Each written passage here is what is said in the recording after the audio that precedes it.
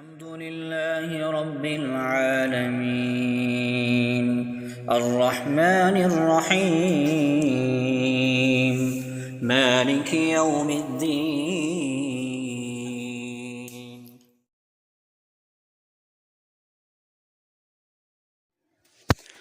بعض اوقات جو ہے لوگ یہ مسئلہ بہت زیادہ پوچھتے ہیں کہ بچوں پر کتنی عمر میں روزہ فرض ہوتا ہے.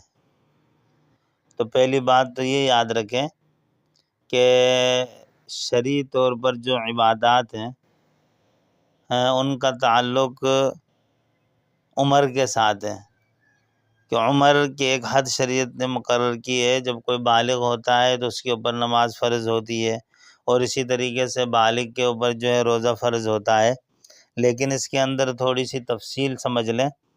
جس طرح نماز کے لیے اللہ کے نبی علیہ السلام نے ارشاد فرمایا کہ 7 سال کی عمر میں بچوں کو نماز کا حکم دو، یعنی 7 سال کی عمر کے ہو جائیں بچے تو ان کو جو ہے نماز کا بتاؤ، نماز کی ترغیب دو، نماز کا شوق دلاؤ، نماز کی اہمیت کے بارے میں بتاؤ تاکہ بچہ نماز کی طرف متوجہ ہو جائے.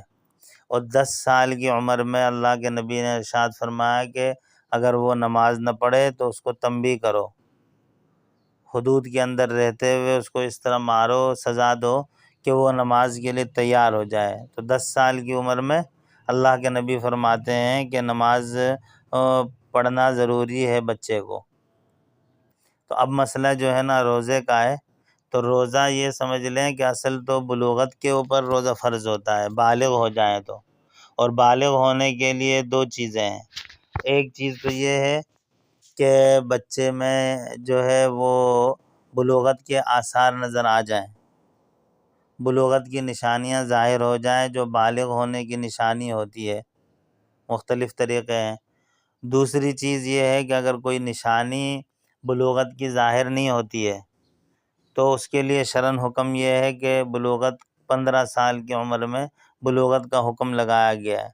اگر 15 سال کے بعد بھی کوئی چیز اس طرح ظاہر نہیں ہوتی تب بھی شریعت کی طرف سے حکم یہ ہوگا کہ یہ بالغ ہو گیا ہے، اور 15 سال میں اس کے اوپر شریعت کے احکامات لاگو ہو جائیں گے.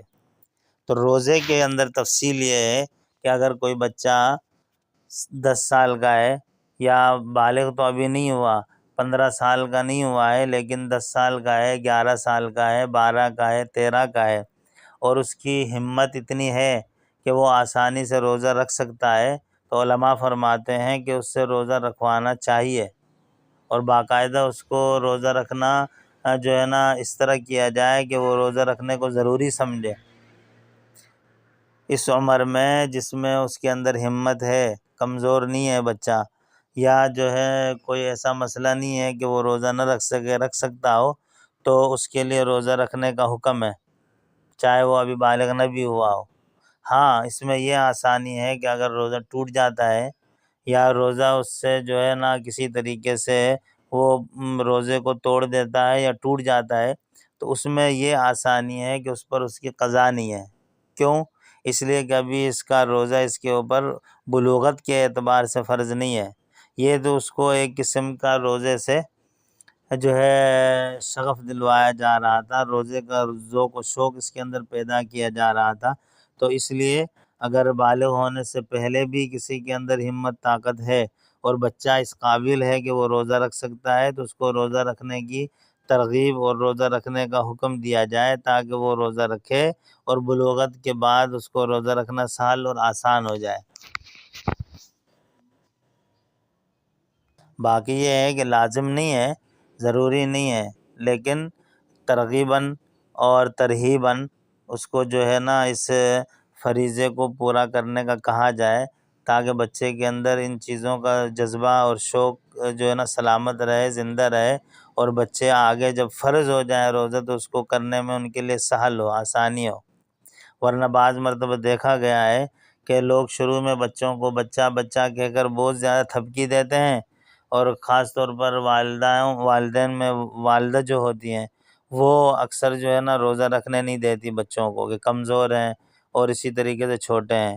تو یہی چیزیں پھر بعد میں بچوں کے لیے نقصان کا باعث بن جاتی ہیں. اعمال کے اندر پھر وہ کمزور ہو جاتے ہیں، سستی آ جاتی ہے۔ تو اس لیے شریعت کہتی ہے کہ ایسے بچوں کو جو ہمت رکھتے ہیں، روزہ رکھ سکتے ہیں، تو ان سے روزہ رکھوانا چاہیے۔